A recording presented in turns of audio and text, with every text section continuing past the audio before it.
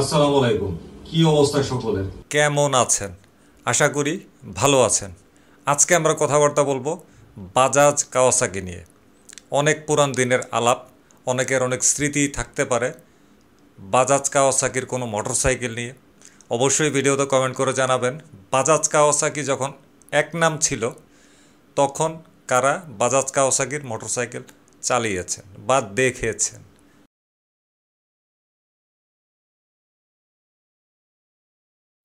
Bajaj versus Kawasaki কেন ভেঙে গেল ভারতের সবচেয়ে দামি জুটি?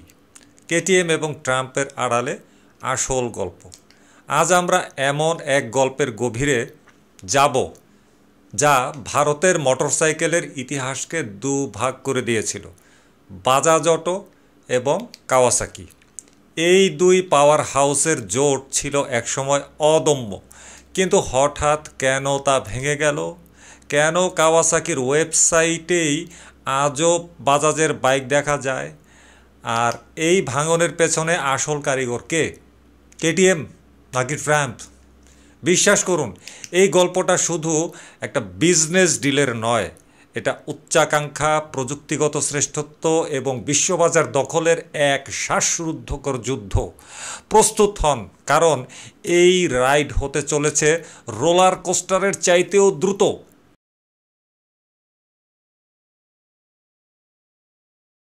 সময়টা ছিল 1980-এর দশকের মাঝামাঝি। ভারতীয় রাস্তায় তখন শুধুই স্কুটার আর সাদামাটা কমিউটার বাইকের রাজত্ব।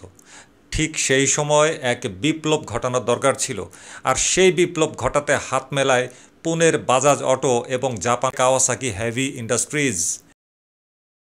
কেন এই জোট ছিল?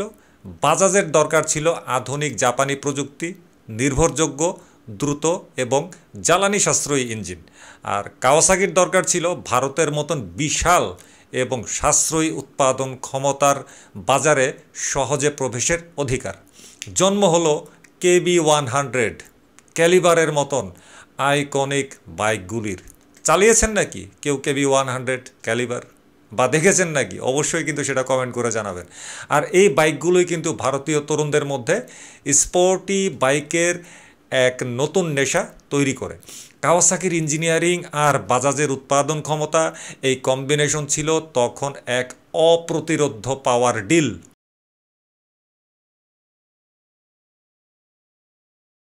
এই অংশীদারিত্বের ফলস্বরূপই বাজাজ 1990-এর দশকের শেষে এবং 2000-এর দশকের শুরুতে এমন এক বাইক তৈরি করে যা আজও পাল্লা দেয়। কি?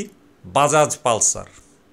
পালসারের নিজস্ব ইঞ্জিন তৈরির ভিত্তি কিন্তু কাওয়াসাকির দেওয়া টেকনিক্যাল লার্নিং থেকেই আসে।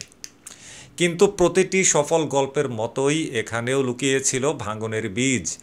বাজাজ যখন প্রিমিয়াম সেগমেন্টে ঢুকতে শুরু করে তখন তারা কাওয়াসাকির প্রিমিয়াম বাইক কাওয়াসাকি এলিমিনেটরের মতো মডেল বিক্রি করত। এই সময় বাজাজ তাদের একটি বিশেষ ডিলারশিপ নেটওয়ার্ক তৈরি করে যার নাম ছিল প্রো বাইকিং। আপনারা যারা বাইক প্রেমী তারা নিশ্চয়ই জানেন প্রো বাইকিং নেটওয়ার্কই ছিল বাজাজ কাওয়াসাকির প্রিমিয়াম বাইক বিক্রির মূল প্ল্যাটফর্ম। কিন্তু 2000-এর দশকের মাঝামাঝি বাজাজ এমন একটি সিদ্ধান্ত নিল যা পুরো ইকুয়েশনটাই কিন্তু পাল্টিয়ে দিয়েছে।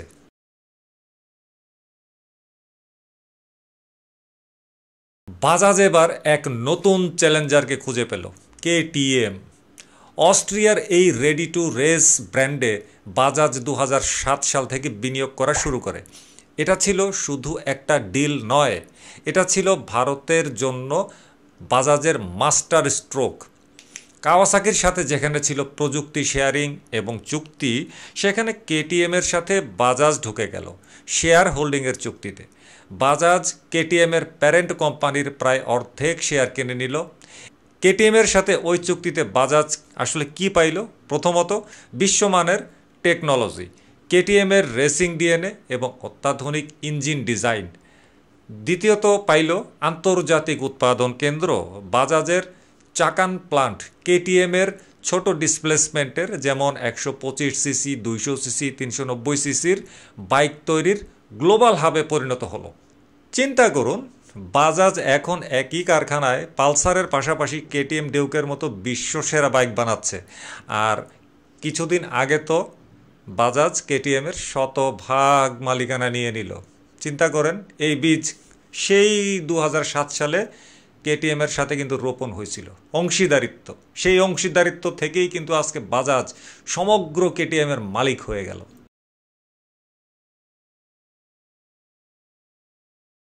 এই নতুন জোটের ফলে সংঘাত কিন্তু অনিবার্য হয়ে ওঠে।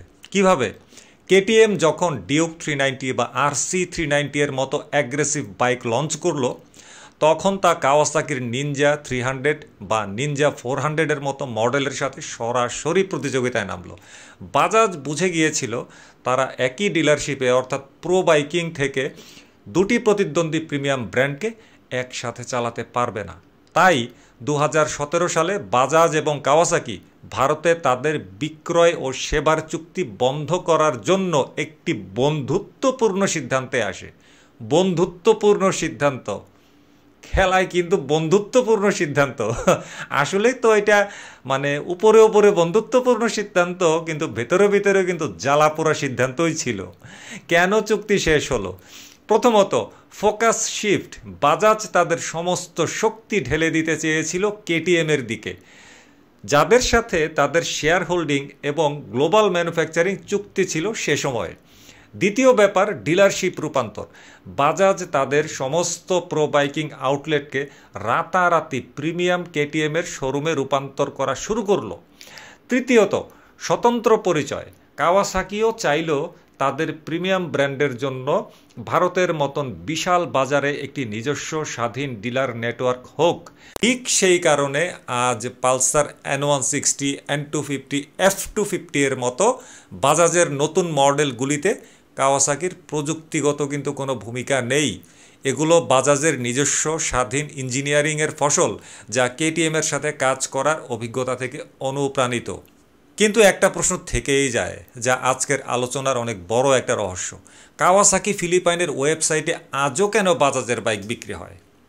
কারণ ভারতে চুক্তি শেষ হলেও আন্তর্জাতিক বিক্রয় ও বিতরণের কিছু চুক্তি আজও বিদ্যমান।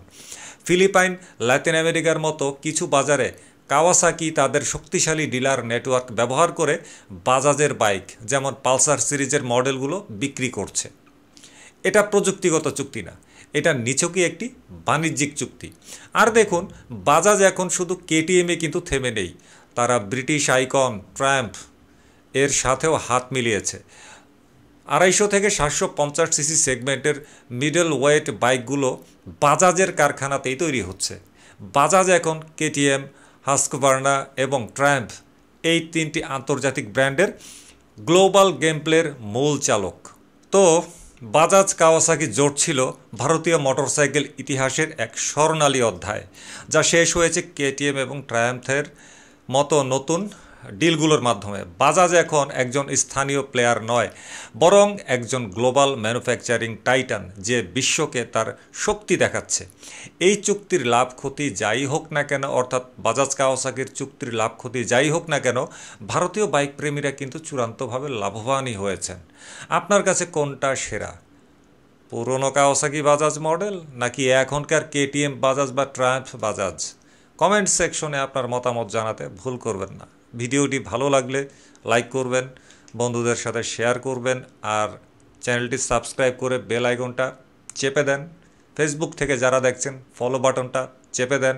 দেখা হচ্ছে পরের ভিডিওতে। ততদিন পর্যন্ত ভালো থাকবেন, সুস্থ থাকবেন, নিরাপদে থাকবেন। নিরাপদে মোটরসাইকেল চালাবেন, ট্রাফিক আইন মানবেন, আর মোটরসাইকেল চালানোর সময় ফুল ফেস সার্টিফাইড হেলমেট পরবেন। আল্লাহ হাফেজ, আসসালামু আলাইকুম।